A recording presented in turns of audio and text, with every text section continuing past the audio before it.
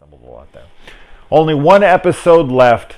That is, sad, but at the same time, this season has been remarkable, and I have been so pleased with it. And if the next episode finishes strong, this will probably be my favorite season, and that's crazy because I thought Channel Zero was going to be unbeatable. But I am always happy to be wrong about something like that. If Channel Zero ends up being inferior to something, that's a good thing because that means that I've watched two amazing things. So yeah, let's jump into it. Now, Luke's father, we do see that he does hold some guilt for killing his son, or thinking he killed him anyway. So he's not just somebody who just slit his throat and forgot about it. He sees the image of his son standing next to him with his throat slit, so he's bringing his conscience with him there. Luke living, I feel, was pretty predictable. When you don't see somebody die, like for sure, confirmed on screen, you know that more than likely you're probably going to see them again. That's just the rule of film, TV, whatever. And it's really one of the only things that I've been able to predict successfully in this show at all. So, this show is so unpredictable in all the best ways, as I said, especially this season.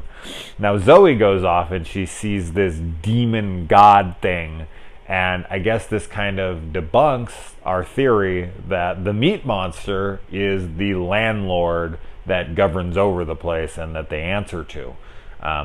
Clearly, that is not the case here. This is a new character that we've never seen before, and Joseph Peach, even at the very end of this, calls and refers to him as God. Like, he calls him God. So this is their God. This is who they answer to. This is who they're sacrificing, kids to in order to appease this God. Otherwise, he's going to rain down on them and destroy them. So we do kind of get in a confirmation on what is the landlord and who it isn't. And he definitely looked creepy. His big antlers and everything, the way he was shot, the way he turns his head. I loved it. It was really eerie stuff. Now, Alice and Zoe have basically swapped roles here at this point.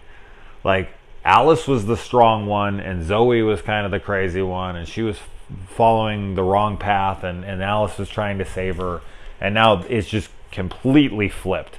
Like, Alice is starting to lose it. She's drinking the Kool-Aid. She's in the family. She got the blood baptism and had this bug pulled out of her mouth, which I guess is her insanity or whatever.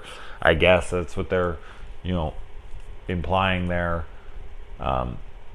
But yeah, Zoe's the one that's out, and she's trying to figure out how to get them out of there. She's the strong one now. She's the sister who is the one to depend on and is going to save the family all of a sudden out of nowhere, after we've known Alice to be those things throughout the rest of the show. So I like the swap. I like that it is just, changing hands right now and keeping us on our toes with that kind of stuff.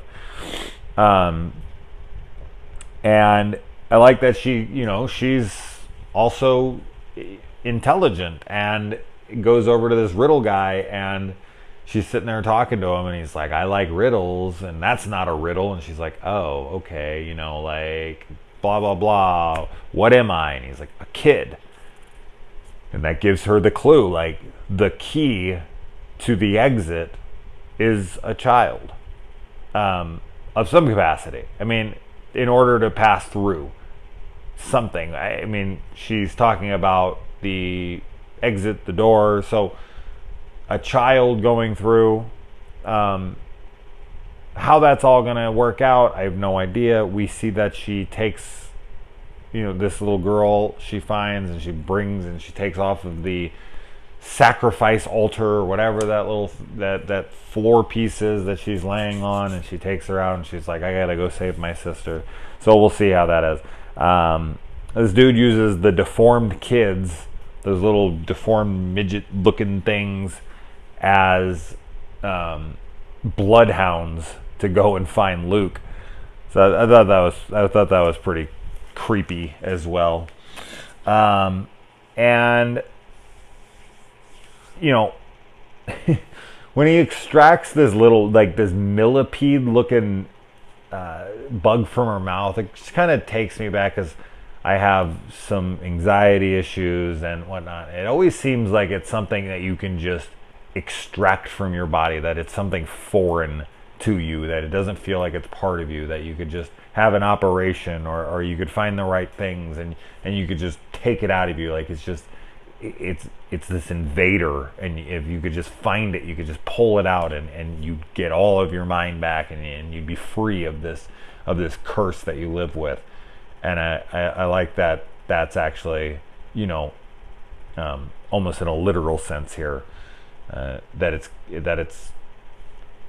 come to fruition, that they can actually pull it out through her mouth and save her from herself. So I liked that imagery. And then at the end, Zoe trying to prove a point, like, or whatever she's doing, taking it back upon herself, she takes the bug and eats it, and brings back the insanity, I guess, because she's, I don't know, trying to prove to her sister something. Another thing that was fairly surprising to me, and I like the flip of it, is that even though Zoe appears to be the weaker and crazier one in this show throughout, she has the strength to resist her hunger and only eat on herself, as to where Alice, once she's inducted into the family and is now a cannibal with cannibalistic urges, she instantly takes it upon herself to gorge herself on the meat that's been put in front of her, and she loves it. It's not even like she hesitates. It's not even like she's disgusted with herself for indulging. She just eats and is like, She reminds me, like, What About Bob? She was so into it. She didn't care. She didn't give a shit. She was all about giving in to that hunger. So yeah, they've really just switched places here.